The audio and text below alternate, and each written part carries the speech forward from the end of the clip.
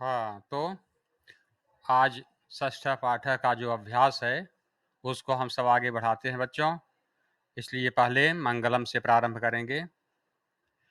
यज्जाग्रतो दूरमुदयति दैवं तदुसुप्तस्य तथैवैति दूरंगमं ज्योतिषां ज्योतिरेकं तन्मे मनः शिव संकल्पमस्तु।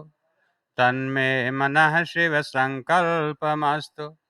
सुसारथिरश्वानिव यन्मनुष्यान्नेनीयतेभिः शुभिर्वाजिनीव हृत्प्रतिष्ठं यदजिरं जविष्ठं तन्मे मनः शिव संकल्पमस्तु।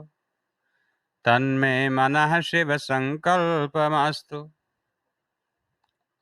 अभ्यास इसके पहले प्रथम वाला अभ्यास हम सब कर चुके थे, तो अब आज आगे उसके हम बढ़ते हैं और फिर से आपको बताते हुए पहुंचते हैं वहां पर। ध्यान देंगे तो आपका, जिससे कि अभ्यास होता जाए और कोई दिक्कत वहां पर न आए। मैंने बता दिया था सभी प्रश्नों के उत्तर, लेकिन अंत में जो 2 प्रश्न थे इनके उत्तर लिखने में थोड़ा सा जल्दीबाजी थी, नहीं लिख पाए थे।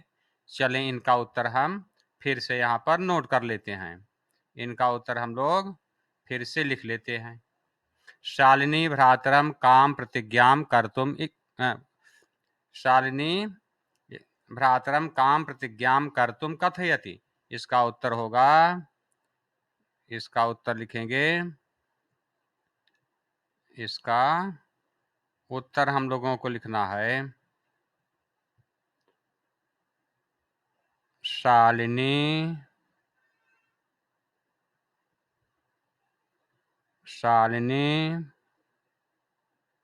क्या प्रतिज्ञा करने के लिए कहती है? कन्या की रक्षा करने के लिए और उसको पढ़ने के लिए कहा था। कन्यायाः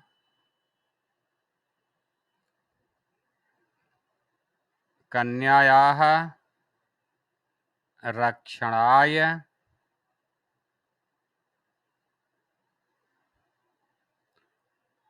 पाठनाय च और पढ़ाने के लिए प्रतिज्ञाम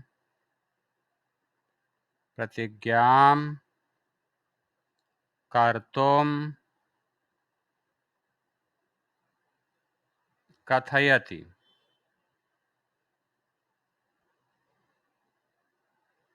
कन्या की रक्षा के लिए और उसे पढ़ाने के लिए प्रतिज्ञा करने के लिए कहती है। और आगे प्रश्न है कि यत्र नार्यः न पूज्यन्ते तत्र किम भवति। तो जहाँ पर नारियां नहीं सम्मान पाती वहां पर सभी कार्य निष्फल हो जाते हैं। इसका उत्तर हम लिखेंगे, यत्र नार्यः न पूज्यन्ते तत्र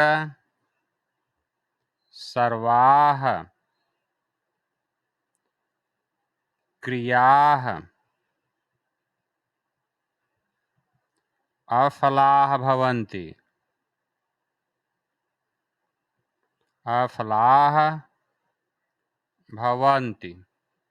इस तरह से इसका उत्तर हो जाएगा।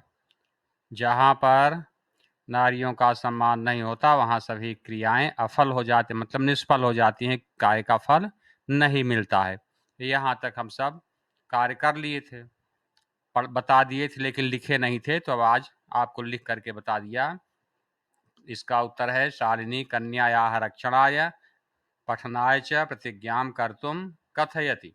और इसका उत्तर है यत्र नार्यः न पूज्यन्ते तत्र सर्वाः क्रियाः अफलाः भवन्ति। ये पहले प्रश्न के उत्तर आपको हमने यहाँ लिखा। दूसरा जो प्रश्न है उसमें लिखा है, ध्यान से देखेंगे।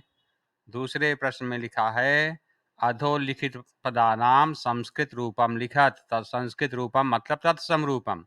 नीचे जो पद दिए गए हैं हिंदी में, संस्कृत में उनसे उच्चारण से मिलते जुलते शब्द होते हैं, उन शब्दों को यहाँ पर लिखना है। तो चलिए इनके हम शब्द बनाकर लिखते हैं। आप पढ़े हैं इन सभी पदों को पाठ में, आपको केवल याद दिलाने के लिए यहाँ पर ये लाए जा रहे हैं कि आप देख करके बताएं कि इसका क्या होगा। जैसे कोख, इसके लिए शब्द आया है कुक्षिः।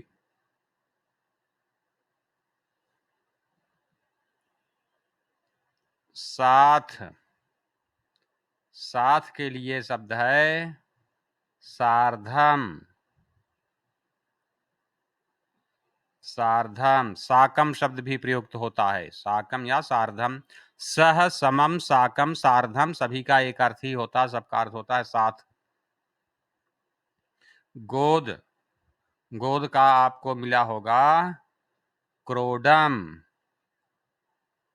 अंबिका पिता की गोद में थी तो क्रोडे वहां सब लिखा हुआ है, क्रोडम मतलब गोद। भाई, भाई के लिए शब्द मिला है भ्राता। और कुआं के लिए शब्द है कूपः।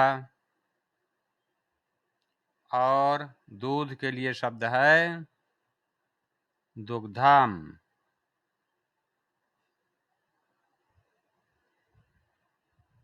कोख के लिए कुक्षिः, साथ के लिए सार्धम या साकम, गोद के लिए क्रोडम, भाई के लिए भ्राता, कुआं के लिए कूपः और दूध के लिए दुग्धम। इन शब्दों को आप नोट कर लें। प्रश्न में जो लिखे रहते हो तो आपको वहां से दिख जाएगा, लेकिन यहाँ पर जो मैं लिखता हूँ उसको आपको अपनी कॉपी पेन पेंसिल रखे रहना चाहिए और बताते समय उन शब्दों को आप रफ में लिखते जाएं, तो जिससे कि आप जब काम करें तो उपलब्ध रहे उसका उत्तर और उसको उत्तर लिख करके अपना काम पूरा कर लें। इसलिए इस तरह से करके मैं दिखाता हूं कि आपको लिखने में कोई दिक्कत न जाए। आप इन सभी शब्दों को लिख लें।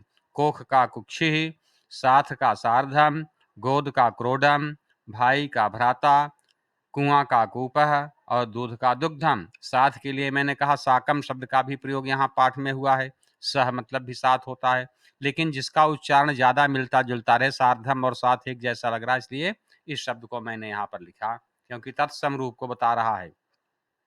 अब हम अगला प्रश्न देखते हैं।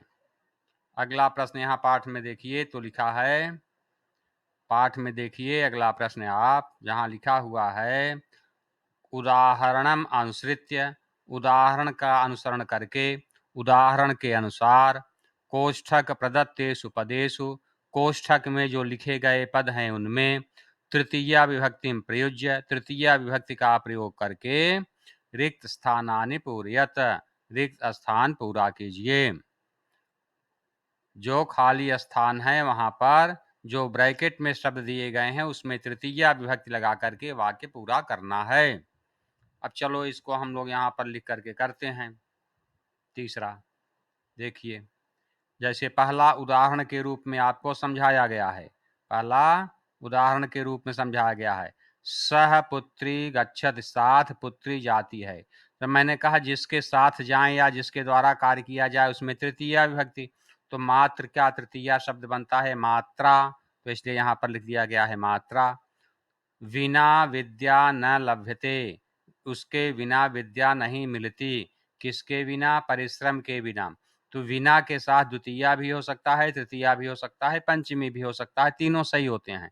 यहाँ इन्होंने तृतीया का प्रयोग करने के लिए किया है तो हम लोग इसका तृतीया बनाएंगे।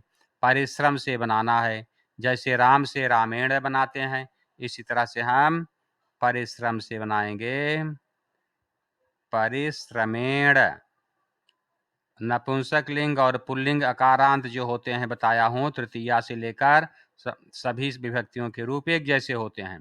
परिश्रमेण बिना विद्या न लभ्यते, परिश्रम के बिना विद्या नहीं मिलती है। लभ्यते मतलब मिलती है, प्राप्त होती है। आगे लिखा गया है छात्रः लिखति, छात्र लिखता है। लेखनी शब्द है, लेखनी मतलब कलम लिखने में मदद करती है, जो किसी की मदद करे बताया उसमें तृतीया। यहाँ पर पहले कहा भी गया है इंस्ट्रक्शन में कि आप तृतीया विभक्ति का मदद लेकर के बना लिए। लेखनी का तृतीया, जैसे नदी से नद्या, इसी तरह से लेखनी का तृतीया बनेगा लेखन्या। ई की मात्रा हटा करके या लिख देते हैं तृतीया में, लेखन्या। ई की मात्रा न से हटाया और या लगा दिया उसमें। लेखन्या मतलब लेखनी से, कलम से। छात्र कलम से लिखता है, तृतीया विभक्ति का प्रयोग। सूरदास, सूरदासः संस्कृत में सूरदासः अंधः आसीत्। सूरदास अंधे थे। किस चीज से अंधे थे? कहा आंख से अंधे थे। तो आंख, नेत्र, तृतीया लगाना है। अब आंख से अंधा, तो इसमें थोड़ा सा अपना दिमाग लगाना होगा कि आंख एक नहीं होती, मनुष्य के पास दो आंखें होती हैं। जब दोनों आंखों से आदमी नहीं देखता तभी उसको अंधा कहा जाता है। एक आंख से अंधा नहीं होता, एक आंख से तो काना होता है। तो दो, अंधा है इसलिए दोनों आंखों से होगा। तब इसका ये मतलब कि नेत्र में द्विवचन का प्रयोग हमें करना पड़ेगा। तो नेत्र का तृतीया द्विवचन प्रयोग करेंगे, नेत्रेण करेंगे तो एक ही आंख के लिए होगा। दो के लिए करना है तो नेत्रेण, नेत्राभ्याम, नेत्रई है तो द्विवचन में बनेगा नेत्राभ्याम। इस तरह से शब्द लिखना होगा। नेत्राभ्याम अंधः आसीत्, आंखों से, दोनों आंखों से अंधे थे। इस तरह से बनेगा। सूरदासः नेत्राभ्याम अंधः आसीत्। आगे फिर सह, वह, साकम देखो प्रयोग हुआ, साकम मतलब साथ। समयम यापयति, समय बिता रहा है। वह किसके साथ मतलब समय बिता रहा है? यहाँ आगे ब्रैकेट में दिया गया मित्र। तो मित्र का तृतीया वचन में मान लीजिए एक ही मित्र उसके पास है, समय बिता रहा है, तो एक वचन में कर देंगे, उसका हो जाएगा मित्रेण। दो मित्रों के साथ बिता रहा होगा तो मित्राभ्याम, और बहुत सारे मित्रों के साथ बिता रहा होगा तो मित्रैः। तो यह अपने आप सामान्य ज्ञान के आधार पर इसका प्रयोग कर सकते हैं। किसी भी वचन में अगर मित्र में आप लगा देंगे, लेकिन तृतीया व्यक्त होनी चाहिए तो आपका वाक्य सही रहेगा। इस तरह से क में होगा मात्रा, ख में होगा परिश्रमेण, और ग में होगा लेखन्या, घ में होगा नेत्राभ्याम, और ङ में होगा मित्रेण। ये कोई कठिन नहीं है, बहुत ही आसान प्रश्न है। केवल ध्यान आप देते जाइए तो इन सभी अभ्यास को पूरा करने में कोई भी मुश्किल नहीं है। तो आप इन सभी तृतीया विभक्ति के शब्दों को रूप लिखते हुए पूरा वाक्य लिख लेंगे, जैसे मैंने यहाँ पर लिख करके आपको बताया। तो आपका यह अभ्यास शुद्ध हो जाएगा और अच्छी तरह से पूरा करके अपना आप होमवर्क पूरा कर पाएंगे। तो देख करके आप अच्छे से इसका कार्य कर लेंगे, कोई दिक्कत नहीं आएगी मेरे समझ से। इसको बहुत आराम से आप कर सकते हैं, बहुत सरल अभ्यास है ये। अब देखें चौथा अभ्यास हम पहुंचते हैं। चौथे अभ्यास में लिखा है क स्तंभे, देखेंगे ध्यान से इंस्ट्रक्शन, क्योंकि समझ में आ जाता है तो हमें कार्य करने में मुश्किल नहीं होती बच्चों। क स्तंभे विशेषण पदम दत्तम। क स्तंभ में, स्तंभ मतलब कॉलम इंग्लिश में जिसको कहते हैं आप, क स्तंभ में विशेषण पद दिया गया है, ये क स्तंभ है। और ख स्तंभे च, और जो ख स्तंभ है वहां पर विशेष्य पदम, विशेष्य पद दिया गया है। तयोर मेलनम कुरुत, उन दोनों को मिलाइए। मतलब किस विशेषण के साथ कौन सा विशेष्य होगा उसको मिलाना है। आपको बताया हूं मैं कि जिसकी विशेषता बताई जाए वह विशेष्य होगा, और जो शब्द विशेषता बताएगा वह विशेषण होगा। तो क में विशेषण है, ख में विशेष्य है। देखें ध्यान से, अब हम इसको करते हैं। क का यहाँ पर देखें पहला लिखा है स्वस्था, स्वस्थ है। स्वस्थ क्या है? कृत्यम, पुत्री, वृत्ति, मनोदशा, गोष्ठी। तो आया था वहां पर स्वस्था मनोदशा, स्वस्था मनोदशा, मनोदशा स्वस्था न प्रतीयते, मन स्थिति स्वस्थ नहीं लगती है। तो मन स्वस्थ क्या होनी चाहिए? मनोदशा, मन की स्थिति। स्वस्था स्त्रीलिंग शब्द है प्रथमा, मनोदशा भी स्त्रीलिंग है प्रथमा। तो यहाँ स्वस्था के साथ घ नंबर मनोदशा आएगा। तो उत्तर हम जब लिखेंगे तो पहले के सामने हम क्या करेंगे? यहाँ पर हम घ नंबर का कार्य कर लेंगे। यहाँ पर कौन सा आएगा इसके सामने? घ नंबर। घ नंबर में क्या लिखा है? मनोदशा। ये हो जाएगा स्वस्था मनोदशा, ये पूरा होगा इस तरह से। अब महत्वपूर्ण अगला शब्द आया है, देखें आप प्रश्न में, महत्वपूर्णा, ये 4 हैं। महत्वपूर्णा यहाँ पर देखें 4 लिखा गया है। कृत्यम, पुत्री, वृत्ति, मनोदशा, गोष्ठी। तो उसके राकेश के कार्यालय में आप सुने होंगे, उसने कहा था कि आज बहुत महत्वपूर्ण सभा है। तो महत्वपूर्णा गोष्ठी, सभा के लिए गोष्ठी का प्रयोग किया गया है। तो ङ नंबर गोष्ठी जो है पाठ के आधार पर वही देख करके हम यहाँ पर लिख देंगे। तो ङ नंबर का जो है यहाँ लिखा हुआ उसको हम लिख देते हैं। महत्वपूर्णा क्या थी? महत्वपूर्णा गोष्ठी थी। तो यहाँ महत्वपूर्णा के सामने हम सब गोष्ठी शब्द लिख देंगे। गोष्ठी मतलब सभा, सभा को गोष्ठी कहते हैं, मीटिंग इंग्लिश में इसे आप कहते हैं। बहुत जघन्य, बहुत निंदित, त्यागने योग्य क्या है? कार्य। तो जघन्यम, कहा कि यह काम तुम्हारा ठीक नहीं है। तो जघन्यम के साथ आएगा यहाँ पर देखो, जघन्यम कृत्यम, जघन्यम कृत्यम, जघन्य कृत्य। तो जघन्यम के सामने हम सब क नंबर का शब्द लिख देंगे। जघन्यम में क नंबर का शब्द लिख देंगे कृत्यम। जघन्यम कृत्यम, जघन्य कृत्य, कार्य। अब अगला शब्द है क्रीडंती, खेलती हुई। क्रीडंती मतलब खेलती हुई।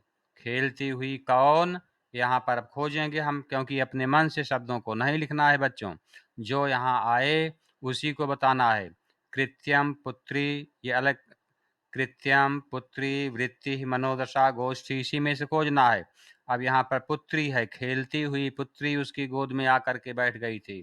तो यहाँ पर क्रीडंती के साथ हम सब ख नंबर ले आएंगे, पुत्री शब्द को यहाँ पर लिख देंगे। यहाँ पर हम ख नंबर शब्द ले आएंगे और ला करके लिख देंगे। ख में क्या लिखा गया है? पुत्री। क्रीडंती, पुत्री। और बहुत कुत्सित, दूषित क्या था उसके? कहा कि दूषित तो उसकी वृत्ति थी, उसका व्यवहार जो था, उसकी सोच जो थी। ये देखो ग नंबर बचा हुआ है, ये है वृत्ति ही, कुत्सिता वृत्ति ही। हम यहाँ पर वृत्ति शब्द अब लिख लेते हैं बच्चों। प्रश्न को देख करके उत्तर लिखते हैं तो हमारे समझ में आ जाता है और गलती नहीं होती है। सभी शब्दों का प्रयोग हो गया और एक शब्द के सामने कोई उसका मिलता जुलता विशेष आ गया। तो इस तरह से हमने इसको पूरा कर लिया।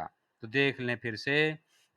स्वस्था मनोदशा, महत्वपूर्णा गोष्ठी, जघन्यम कृत्यम, क्रीडंती पुत्री और कुत्सिता वृत्ति ही। इस तरह से इसका अभ्यास चौथा जो था ये पूरा कर लिए। इसमें क्या करना है? विशेषण के साथ विशेष को मिलाना है। तो आप इसको लिख लीजिए। स्वस्था मनोदशा, महत्वपूर्णा गोष्ठी, जघन्यम कृत्यम, क्रीडंती पुत्री, कुत्सिता वृत्ति ही। इस तरह से हमको इसको लिख लेना है। अच्छे से नोट कर लीजिए बच्चों। इतनी देर तक मैं स्क्रीन रखे रहता हूं कि जो कम भी तेज लिख पाते हैं वे भी नोट कर लें। बुक खोले रहना चाहिए आपको। बुक खोल करके उसके सामने देख करके इनको लिख लेना चाहिए। अब चलिए आगे बढ़ते हैं हम। चौथा भी कर लिए होंगे, आपके समझ में आ गया होगा। देखो यहाँ पर लिखा गया है, ध्यान से देखेंगे। यहाँ पर लिखा गया है चौथे में क्या करना है हमको। कहा पहले अच्छे से इंस्ट्रक्शन समझो। अधोलिखितानाम पदानाम विलोम पदम, नीचे दिए गए पदों के विलोम पद पाठात चित्वा लिखत, पाठ से चुनकर लिखिए। एक शब्द के कई विलोम शब्द हो सकते हैं, लेकिन जो पाठ में शब्द आया हुआ हो वही शब्द प्रयुक्त करना है विलोम के लिए। तो चलें इनका हम विलोम का प्रयोग करते हैं बच्चों। ध्यान देंगे। ये यहाँ पर 7 शब्द दिए गए हैं जिनका विलोम पाठ में आया हुआ है। हम इनके विलोम शब्द लिखेंगे और उनके सामने जगह रख करके पेज के आधे में विलोम शब्द को लिखेंगे एक क्रम से। जैसे स्व मतलब बताया हूं कई बार आपको, श्वः मतलब होता है आने वाला कल। श्वः का मतलब होता है आने वाला कल। इसका विलोम होता है बीता हुआ कल, जिसको ह्यः कहते हैं। ह में यह लगा करके लिखते हैं ह्यः। ह्यः मतलब होता है बीता हुआ कल। श्वः मतलब होता है आने वाला कल और ह्यः का मतलब होता है बीता हुआ कल। प्रसन्ना मतलब प्रसन्न, खुश।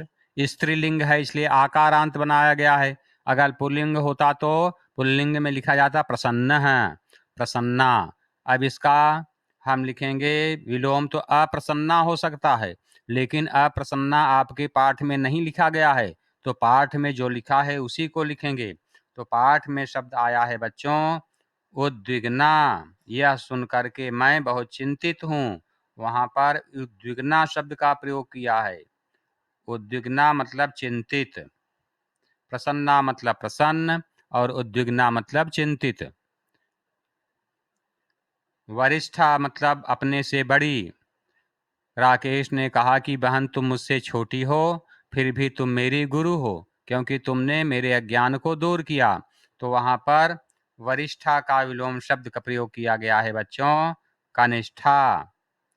कनिष्ठा मतलब अपने से छोटी उम्र में और वरिष्ठा मतलब अपने से बड़ी।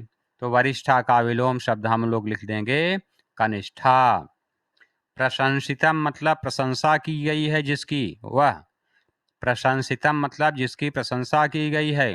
और इसके लिए शब्द विलोम आया है। विलोम शब्द आपके पाठ में आया निंदितम के लिए गर्हितम, कई जगह प्रयोग किया गया है।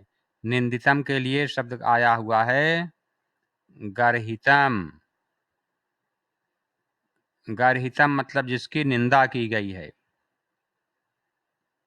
तो प्रशंसितम का गर्हितम हम लिख सकते हैं निंदित।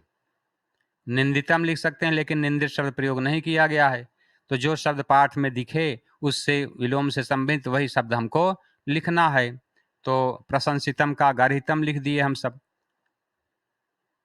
और आगे है प्रकाशः।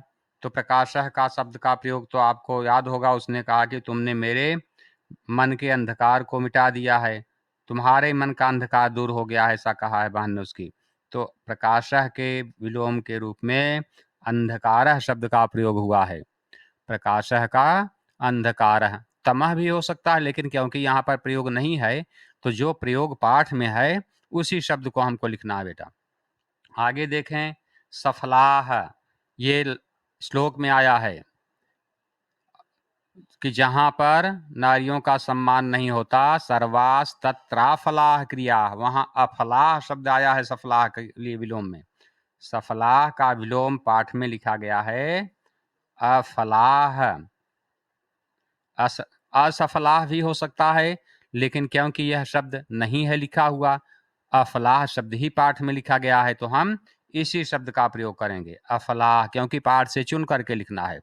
सफलाह का अफलाह है और निरर्थकः का सार्थकः। उसमें आया था कि तभी यह बेटी पढ़ाओ और बेटी बचाओ यह बात सार्थक होगी। तो यहाँ लिखेंगे निरर्थकः का सार्थकः। सार्थकः, निरर्थकः का विलोम लिखेंगे सार्थकः। तो चलें फिर से देख लेते हैं हम सब। श्वः का विलोम होगा ह्यः, प्रसन्ना का उद्विग्ना, वरिष्ठा का कनिष्ठा, प्रशंसितम का गर्हितम, प्रकाशः का अंधकारः, सफलाः का अफलाः और निरर्थकः का सार्थकः। मैंने बताया है विलोम तो कई हो सकते हैं, लेकिन जिस शब्द का प्रयोग आप अपने पाठ में किया गया है हमें उसी शब्द का प्रयोग यहाँ पर करना है, क्योंकि उसने कहा ही है ऊपर इंस्ट्रक्शन में कि पाठ से चुन करके लिखिए, अपने मन से नहीं लिखना है। तो इस तरह से हम लोग पाठ से चुन करके लिख लेंगे इसको। मेरे समझ से बहुत अच्छे से आपके समझ में आ रहा होगा, इसको नोट कर लेंगे तो यह कार्य आपका पूरा हो जाएगा। फिर से एक बार देख लीजिए इसको, एक बार फिर से देख करके अपनी कॉपी में नोट कर लें 1 मिनट के लिए। श्वः का ह्यः, प्रसन्ना का उद्विग्ना, वरिष्ठा का कनिष्ठा, प्रशंसितम का गर्हितम, प्रकाशः का अंधकारः, सफलाः का अफलाः और निरर्थकः का सार्थकः। इस तरह से विलोम शब्दों को आप लिख लें। विलोम शब्द लिख लिए होंगे। अच्छे से इन विलोम शब्दों को लिख लीजिए। विलोम शब्द के बाद अगला अभ्यास आएगा आपका कि रेखांकित पदों के आधार पर प्रश्न निर्माण कीजिए। रेखांकित पदमाधृत्य प्रश्न निर्माणम कुरुत। रेखांकित पदमाधृत्य प्रश्न निर्माणम कुरुत। ये तो लगभग हर पाठ में आता है। ये हर पाठ में आता है और आपसे लगभग अब समझ में आता जाना चाहिए कि किस तरह से होगा, क्योंकि बार बार उन्हीं बातों को मैं रिपीट करता रहता हूं कि दोबारा आपको समझने में दिक्कत ना आए और आप अच्छे से इनको करते भी जाएं। तो चलिए हम लोग इनका प्रयोग करके लिखते हैं बच्चों। प्रसन्नता याह को बदलेंगे तो प्रसन्नता का विषय है।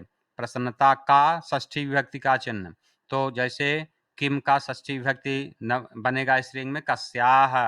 प्रसन्नता याह की जगह लिखेंगे हम लोग कस्याह।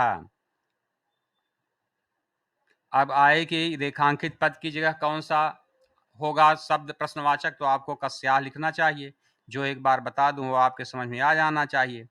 कस्याह विषयो यम, यह किसका विषय है, और यहाँ पर हम क्वेश्चन मार्क लगा देंगे। यह किसका विषय है, यह कह करके क्वेश्चन मार्क लगा दिए। यह हमारा हो गया प्रश्न निर्माण। प्रसन्नताया, यह स्त्रीलिंग का षष्ठी एक वचन है, तो स्त्रीलिंग का षष्ठी एक वचन किम का कस्या होता है। फिर यहाँ पर है सर्वकारस्य घोषणा अस्ति, सरकार की घोषणा है। किसकी घोषणा है, यहाँ भी षष्ठी विभक्ति का प्रयोग करना है, लेकिन ये सर्वकारस्य यह है। अब इसका हम करेंगे कस्य। नपुंसक लिंग और पुल्लिंग में कस्य शब्द बनता है। सर्वकारस्य की जगह कस्य, मतलब किसकी। कस्य घोषणा अस्ति, किसकी घोषणा है, किसने घोषित किया है इस बात को।